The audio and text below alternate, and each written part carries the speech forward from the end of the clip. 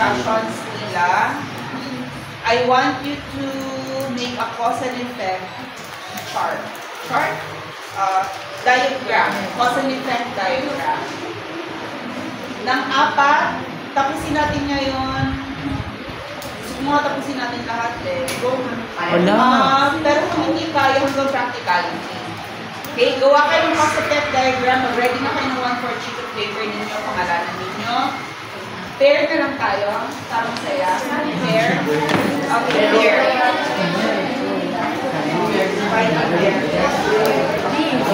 Pair.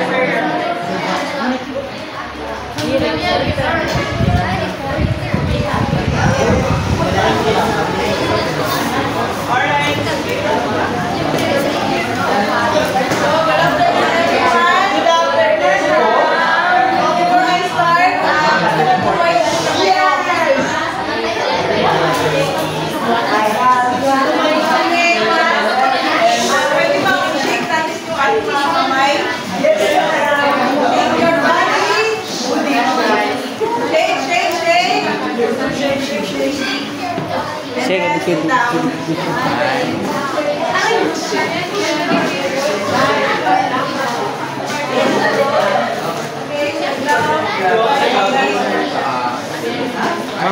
Ma'am, saan yung rubrics para may level recording mo?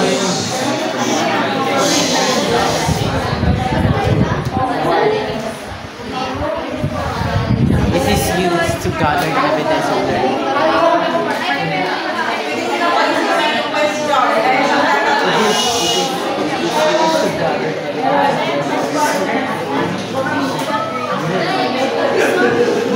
Wala nang pinapalala.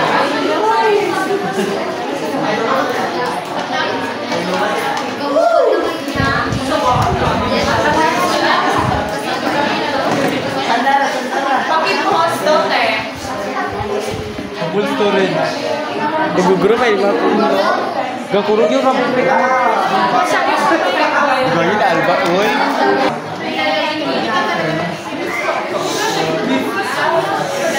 Before I start, I have a question here. So what comes to mind when you think of a good test or assessment? So any other hand? So, Mr. Jamal.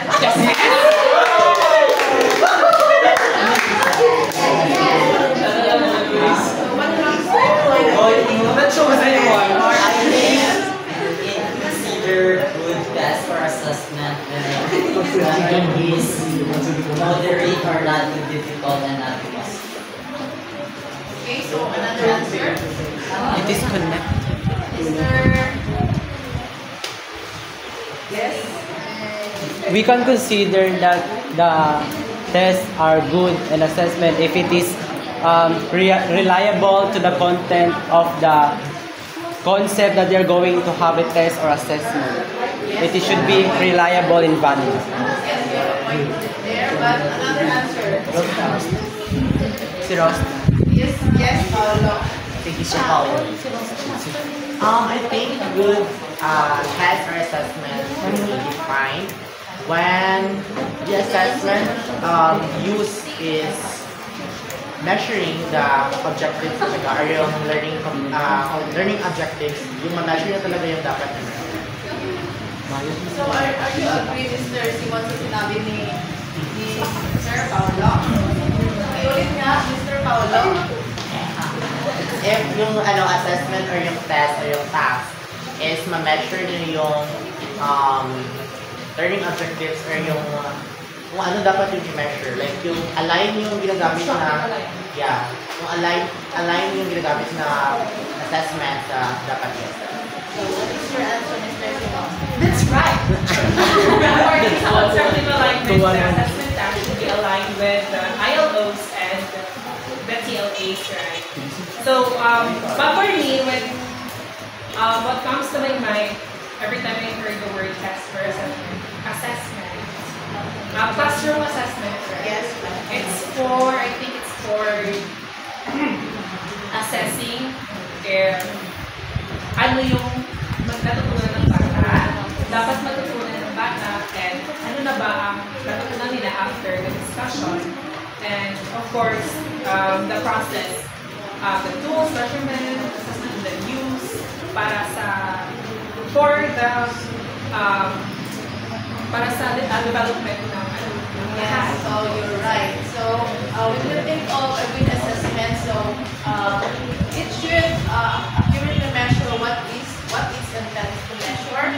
So an assessment is consistently produce similar results. Also, an assessment should align with the learning goals. It should be fair, clear, and free from biases. So other is assessment should be give a meaningful feedback that will help the students to improve. And then the assessment itself, so it should contribute to the learning. So, naintindihan po ba? Yes, ma'am. So, ano sa palagay nyo ang topic natin ngayon? The validity. So, it is about Validity. Yes, you're right. So, everyone, can you read our objectives? Define the concepts of validity and reliability and their relationship. Articulate at least two potential negative consequences of using assessments with low validity. Describe how factors affect the validity of assessments. Design a simple process to evaluate the validity of given piece of information or measurement tools. So now, what is validity? So according to David Miller, so is the adequacy and appropriateness of the interpretation and uses of assessment results. So according to Macmillan, so it is a characteristic that refers to the appropriateness of the inferences, uses, and consequences that result from the assessment. So according to Ormrod, the assessment should measure what is intended to measure. So now, I have an example here. Can we go back? Ano lang tayo ha? Let's be... Natandaan niyo yung tinuro ko sa inyo na components of assessment. Di ba meron tayong testing, Measurement. evaluation, Use. Balikan natin yung nauna kanina, reliability. Saan? Sa apat. Measurement. Okay, so ang tinatarget na reliability yung measurement na component. How about standardization? Testing. Okay, so tama yung testing. Actually, pwede rin sa standardization yung evaluation na part. Pwede rin ang measurement. Measurement in a way na pareho ang rubric na gagamitin. Not necessarily pareho ang score, pero pareho yung tool na gagamitin pag-score. Pareho din ang interpretation. Kung norm reference ito, norm reference. Kung criterion. Pareho ng testing procedures. So, standardized siya dun sa tatlo na components, no? Ang validity. Saan sa apat yung tina-target ng validity?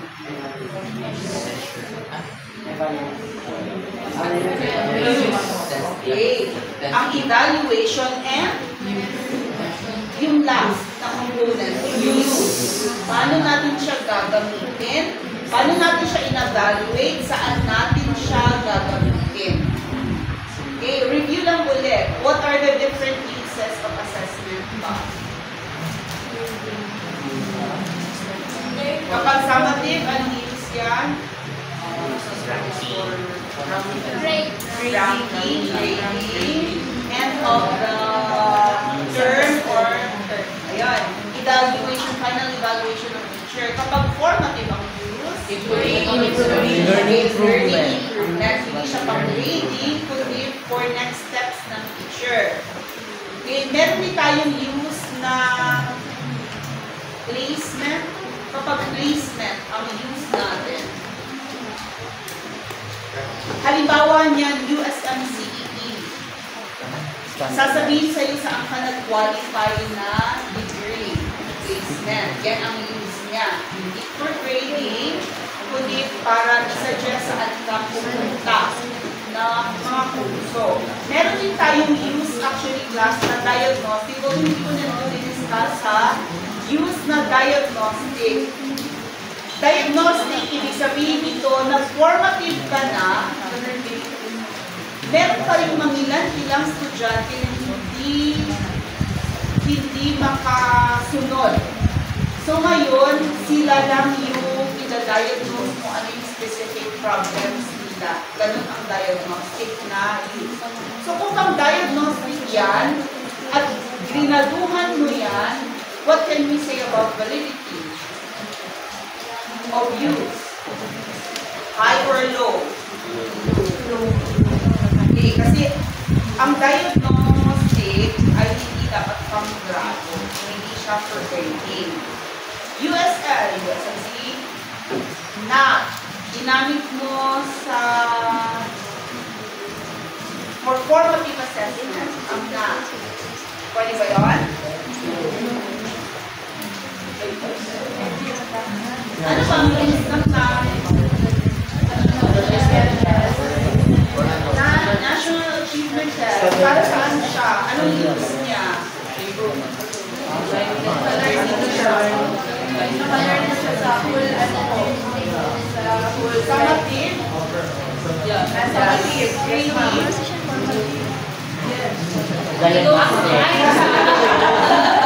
Formative may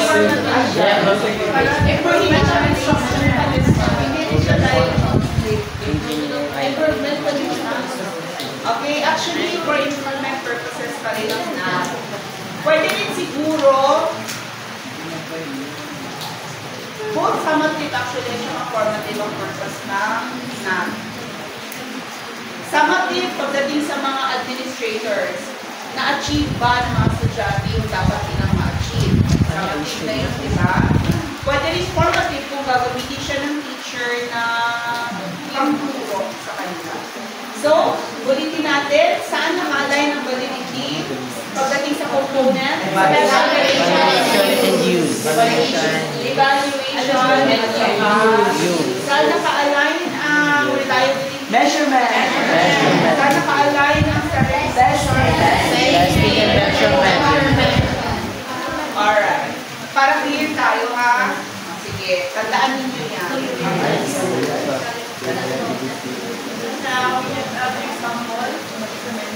So, consider the test called the pattern test of intelligence or FEOI, which consists only a tape measure and a table of norms that shows how children and adults of various stages typically perform in the test. So, you simply measure head circumference just above eyebrows. So, firstly, but not lightly. And compare your measure against the average head circumference for the person's age group, and people with large head get high IQ, and people with smaller heads get low scores. So now the question is, does the FEOI have high reliability? So who can answer? No. Kasi nag-video siya. People with smaller educational scores. In simpler terms,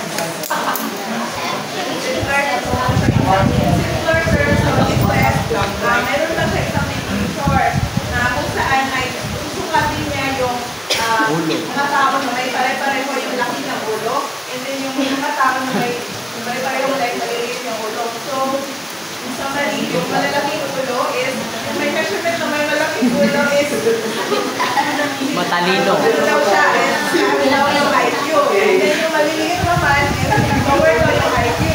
So, sabi niyo ba na it has a high reliability? It has a low. So, who can answer? Kelly! Favorite niya si Kelly. Kasi Sige, magyaman. Pindaraan yun, ma'am. Sorry. Identical na. Sigurdaraan daw. Sa inyo lang nakalagay lang yung wala na nakalagay. Your opinion.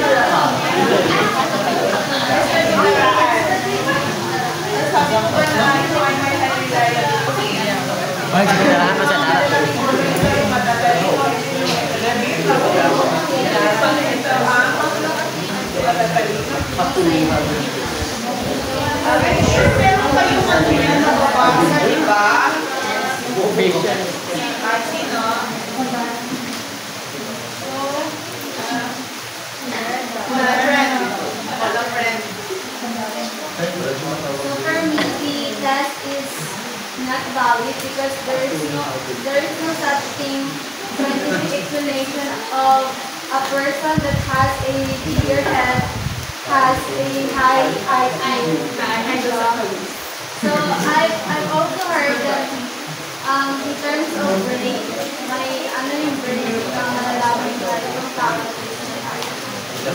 Okay, nalaman ko lang po na ako. So, para sa'yo, no reliability.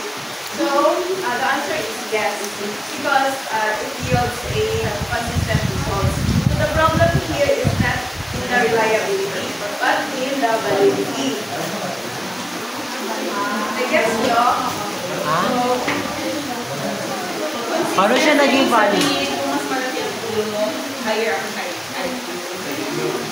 Okay, actually, sabi ni Sandara, hindi daw. Hindi Sandara. Sino sa inyo pareho yung idea kay Sandara? Ay, sino naman sa inyo sa tingin ninyo may connection? Ang size ng head. Dili mo sa brain, sa curly mo sa brain. Ano yung tawag doon? Secret. Hindi mo kasi sabihin na size din ng brain yung circumference na yun. yes ma'am. Alright.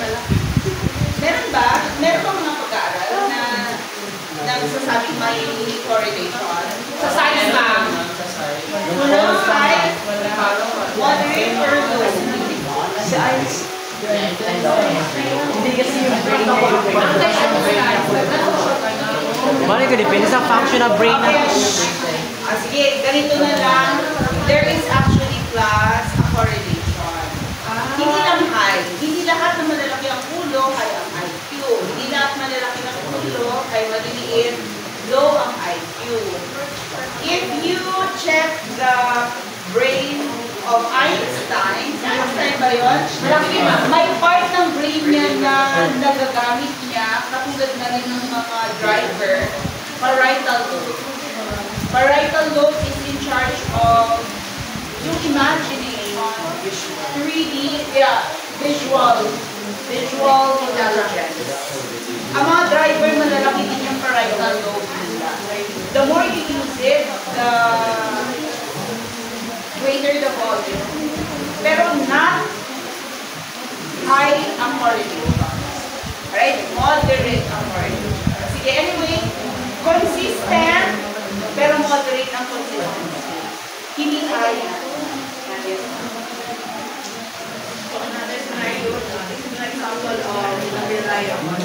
The student uses a ruler, getting pen, and consistently measures from different points of the plant. Sometimes they measure from the soil, sometimes from the pot's edge, leading to a varying result each day. So, it is an unreliable.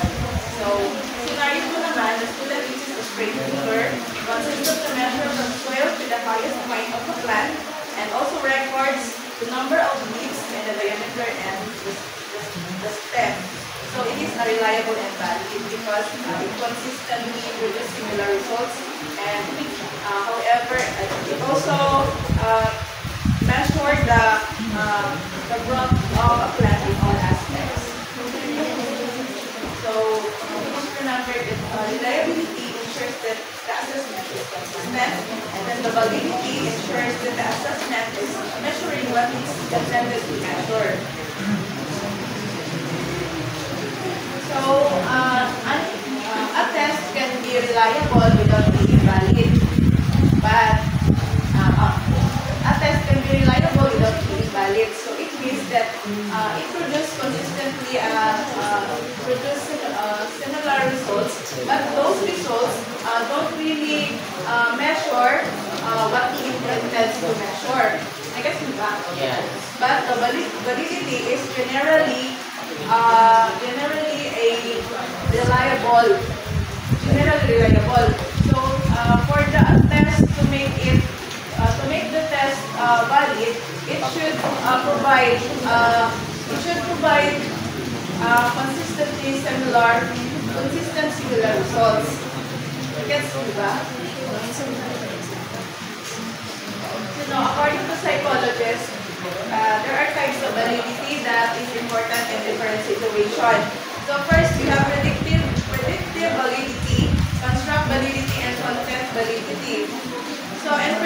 validity.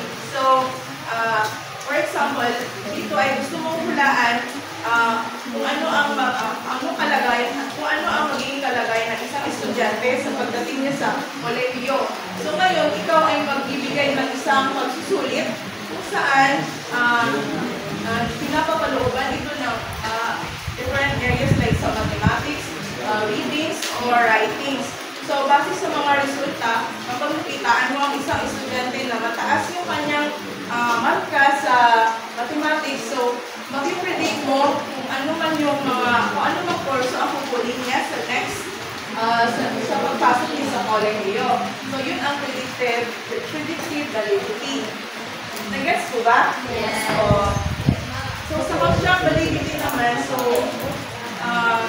sinusukat nito ang abstract na idea, which is, for example, gusto mong sukatin ang intelligence ng isang tao. So ngayon, magbibigay ka ng pagsusulit kung saan ang mga estudyante ay makakagawa ng kung paano makakagawa at makakasagot ng solving problems or mag-develop yung critical thinking nila. So yan ay nagpapakita ng high construct validity. Naintindihan ko ba? Wala yata. Kasi wala sumagot. So, sa content validity naman,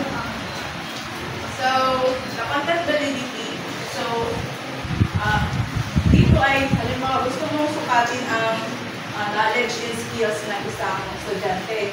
Lalo na sa halimbawa sa larangan ng mathematics. So, ngayon ay ito ay magbibigay ng like achievement test para masukat kung yung kaalaman ba niya ay na-achieve niya ba. So, dito, malalaman mo kung ang isang estudyante ay nakamit niya kung ano man yung kanyang gustong like matutunan. So, ito ay Pagdating sa classroom assessment, aling type ng validity yung relevant. Yes, yung content validity. Kasi yung kabuuan na po siya, ma'am. Paano natin ma-establish ang content validity?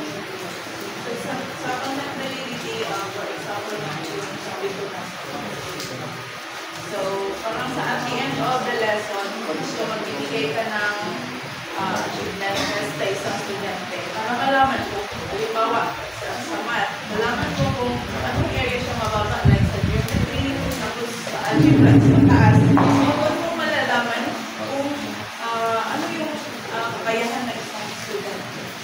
Actually, to answer my last question, how do you determine content validity? You make a table of specifications. Yun yung next ba? Before?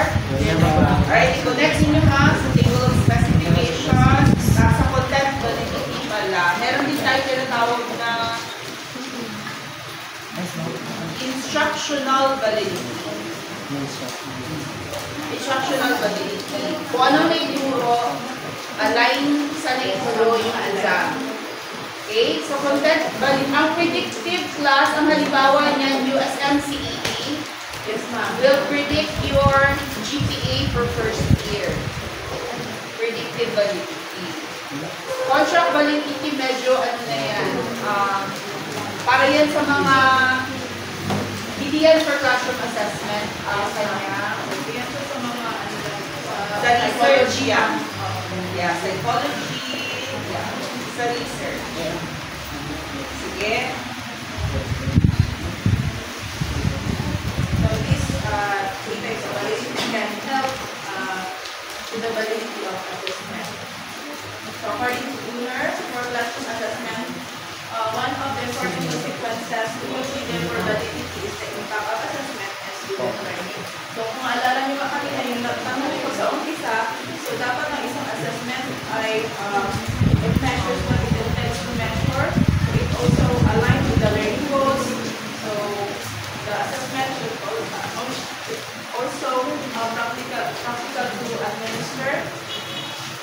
And kasi kapag maayos na naisagawa na sa assessment or naka-align ito sa content, so ang student ay makakamit niya kung ano yung gusto niya talagang malaman.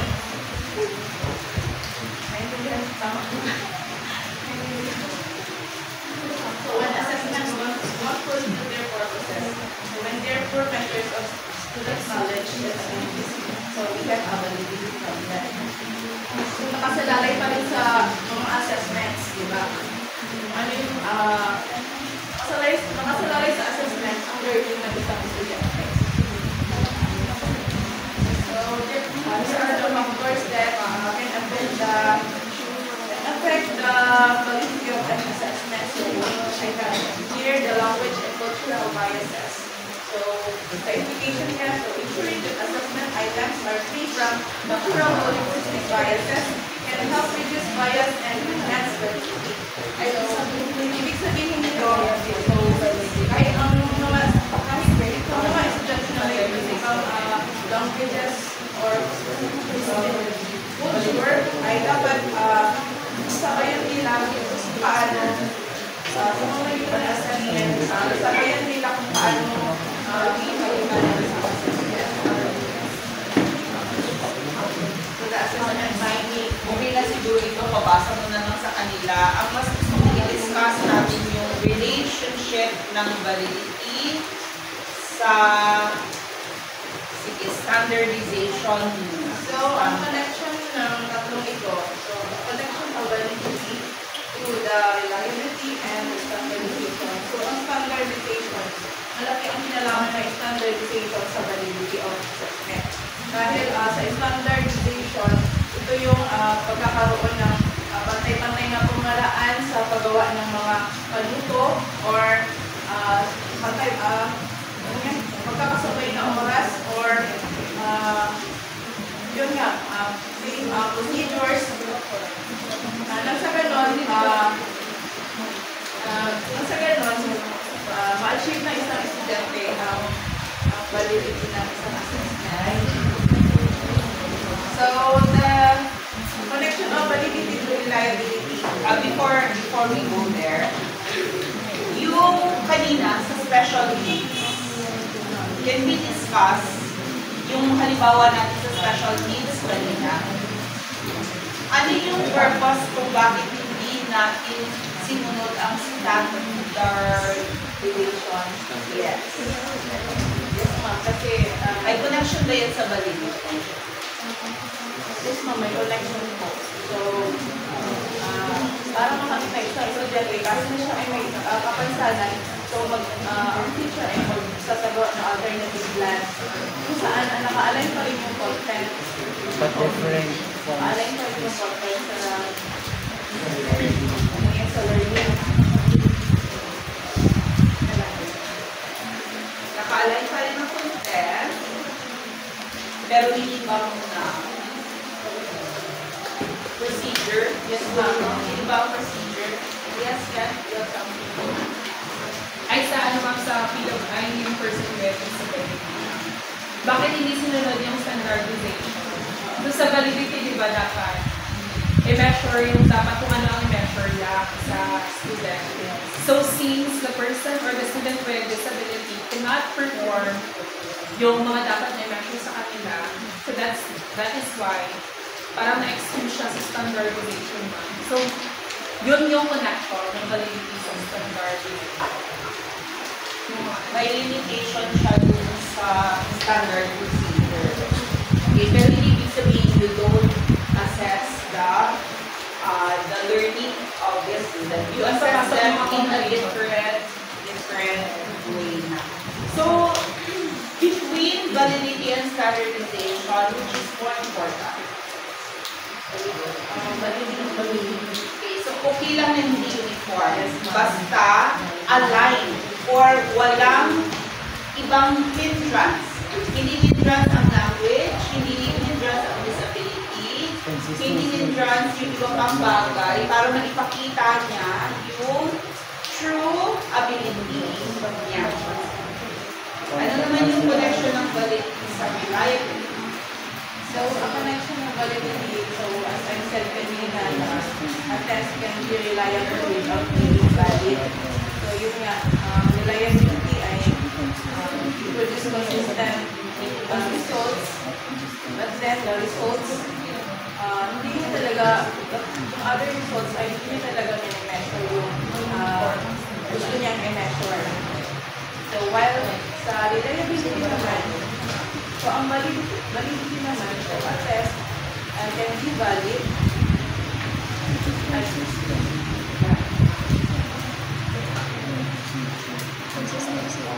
Valid ba yung kabaligtaran niya?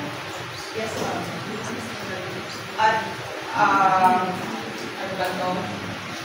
An assessment or interpretation or inputs can be valid without reliability. Yes, ma'am. Anong halimbawa? Halimbawa na lang, ma'am, is yung consider na lang natin yung mga factors like informal scenario, ma'am, like yung mga class discussion and quizzes. So for that, hindi naman kailangan na magdaan na lang sa procedure para malaman na isang valid at isang bagay. So pinakailangan lang doon is yung interaction and then the question and answer. Malalaman mo kung yung gusto mo bang malaman is sagot ng isang estudyante. So, saan doon yung walang reliability? Yung explanation mo ba, explanation siya ng may validity pero walang reliability? Kasi, saan doon yung walang reliability? Wala siyang reliability kasi hindi naman siya under yung procedures. So, ibig sabihin, walang reliability, hindi consistent ang score. Kailan magiging hindi consistent ang score or hindi siya true reflection of learning kapag may error. Kapag nangopya siya, kapag meron siyang dinadamdam, ano ba yung mga sources of error nga natin? Kapag may clue, hindi siya makaisip. So yung score niya, hindi reliable. So okay lang ba yun na maging valid without reliability? May error yung score. So can you make an accurate interpretation of the ability kung may error ang score?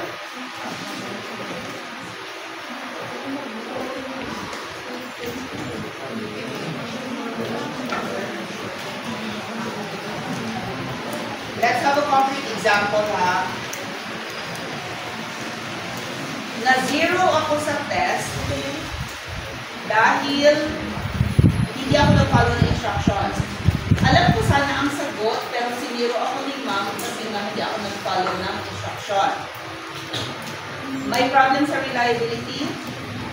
Yes or no? Meron, wala. May problem sa reliability?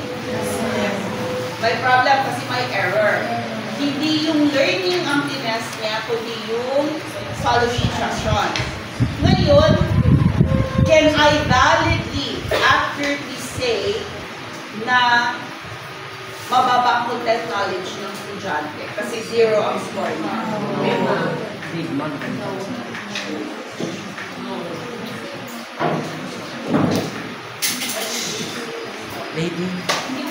I cannot say, di ba, na mababa ang content knowledge niya or mababa ang ability niya connected sa objective. Kasi hindi naman connected sa objective yung rason kung bakit mababa ang score.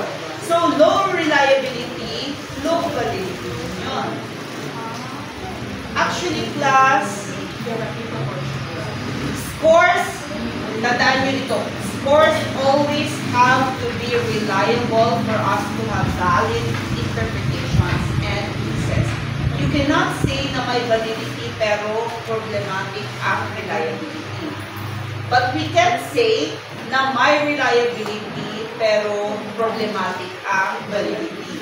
We can say that, but not the opposite. Alright? Not the opposite. Ano yung halimbawa ng may reliability pero problematic problematic sa validity.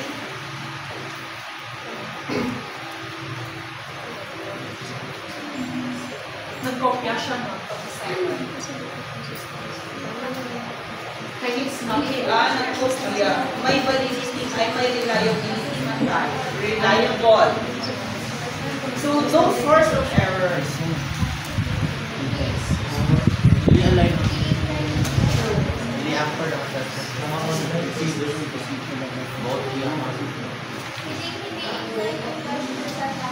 Hindi in line sa question sa topic. Okay. So, pwedeng kailangan mo i-measure ang higher order thinking, pero ang test mo ay puro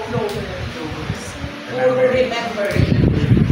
So, reliable at consistent na matataas ang kanyang score. Pero you cannot say na mataas ang higher order thinking niya. Kasi yung mini-measuring test mo ay pang lower order thinking. So, pwedeng reliable pero hindi valid ang interpretation natin. Questions? Questions? Sige, si Ma'am ang magtatanong sa akin. So I have here the question. Are the score and the standardized multiple choice achievement test a good indication of whether the students have mastered basic skills in reading and writing?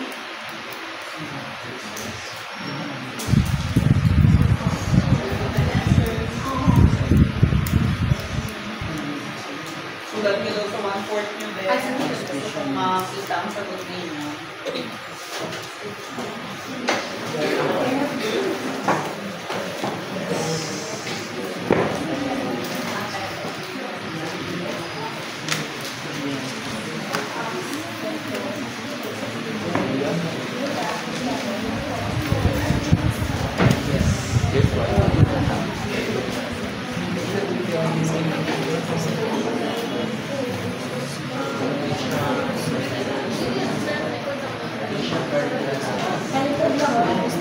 Yes or no lang, explanation. Yes or no? Tanongin mo sila sa explanation. Yes, I think so. Hindi na binary. Sorry lang, hindi alam na. Yes or no and why? Tawag ka na. Number. Ako lang bigyan ng number. Number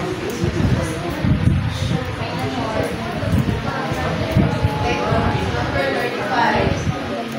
Sino ang number 35? Sino daw number 35 sa past number?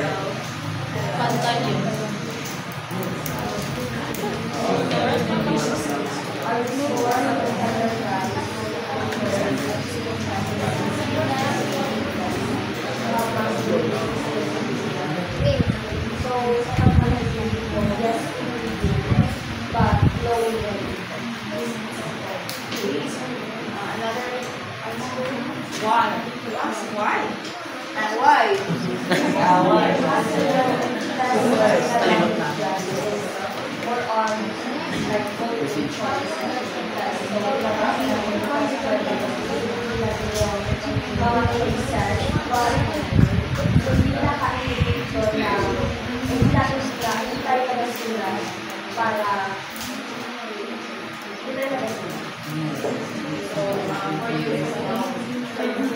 So actually, it depends. So the standardized multiple choice achievement test is a good indicator that students have mastered basic skills. But this type of is limited. So kapag gusto mo malaman yung if the students have mastered basic skills in reading and writing, so pwede siyang itigyan ulit ng other assessments para sa kanyang skills like reading and writing. Anong skills sa reading ang hindi kaya ma-measure ng multiple choice? Kaya. Sa multiple choice, di ba? Anong ability sa reading? Specific ability sa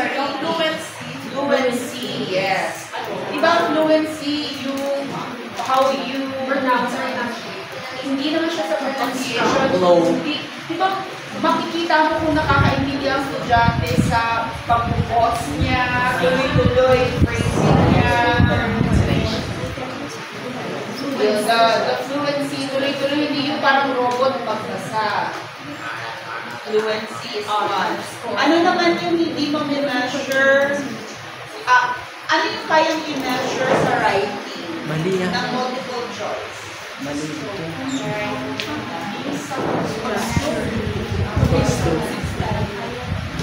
Spelling. That's one. Ano pa? Basic components. Pwede naman ma-identify, di ba, kung nasa ang noun, pronoun, etc. Kaya yan. Kaya nga din yung Mabasa. piliin mo ano yung best na phrase or piliin mo ano yung best na sentence.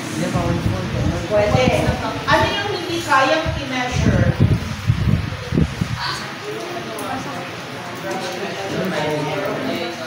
Ano na? Yeah, writing ability. Ano yung hindi kayang i-measure? Organization. Organization of thoughts. Anong tawag doon? Tuloy-tuloy. Coherence. Coherence. Meron kang mga alternatively, meron mga next, first, lastly.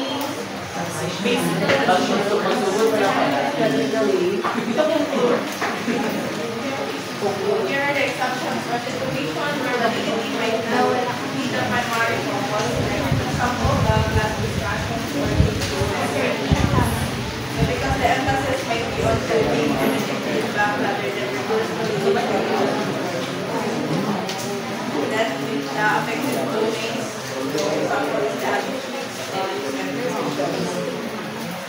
Okay na?